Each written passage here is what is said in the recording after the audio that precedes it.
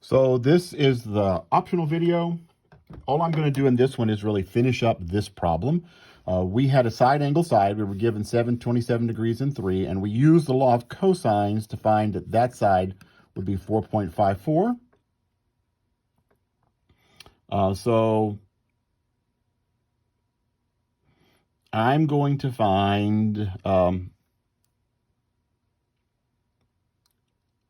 alpha using the law of sines.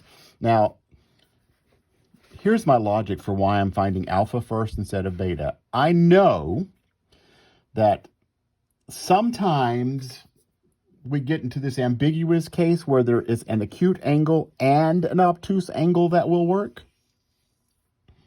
That was the angle, side-side angle case.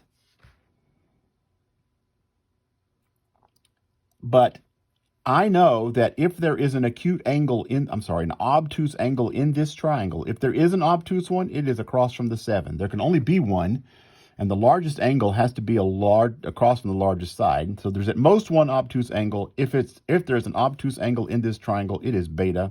So I'm going to find alpha. I know alpha is acute. And so what I've got here, I wrote down the law of sines. Sine of alpha over 3 is the sine of 27 degrees over 4.54. That's the law of sines, which tells me here that the sine of alpha is multiply both sides by 3. 3 times the sine of 27 degrees over 4.54.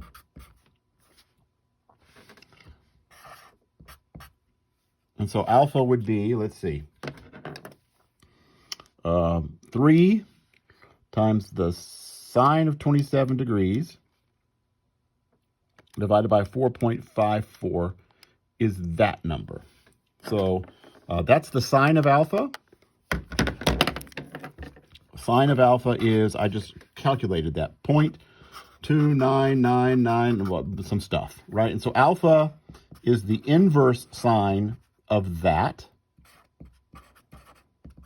That's the number in my calculator. I'm just going to find the inverse sine of it. Inverse sine of the answer that's in my calculator is 17.46 degrees. So that tells me this side is 17.46 degrees. I'm sorry, not side, angle. But now notice I have two of the angles, and I can find beta by taking the 180 degrees and subtracting the 27 degrees and subtracting the 17.46 degrees. 180 minus 27 minus 17.46 is, so beta would have to be 135.54 degrees. So I found one side, found the other side here using the law of cosines. I used the law of sines to find that angle, and then I found the other angle by adding up to 180. Okay, let's look at the other problem that we did as an example.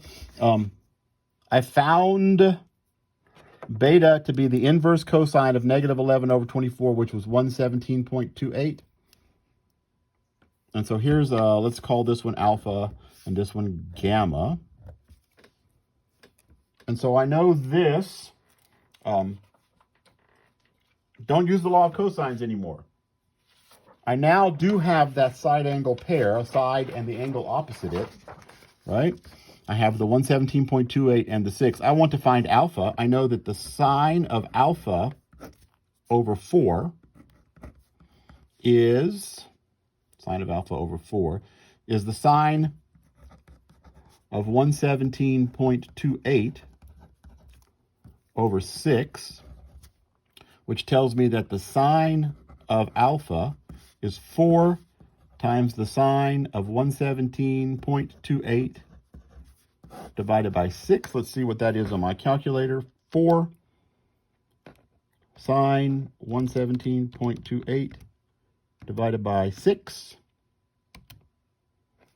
So the sine of alpha is 4 sine 1, I got all the right numbers in there, 5 592,518, dot, dot, dot. But then alpha would be the inverse sign of that number, which is in my calculator. Inverse sign of the answer is 36.34 degrees. Okay, so I found alpha to be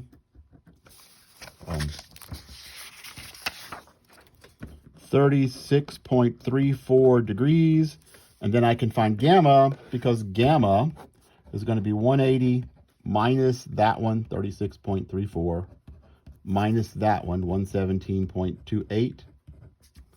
And that will give me 180 minus 36.34 minus 117.28, 26.38.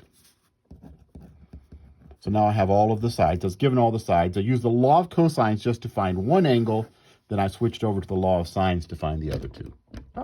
Actually, I only used the law of sines once, and then I used 180 to get that.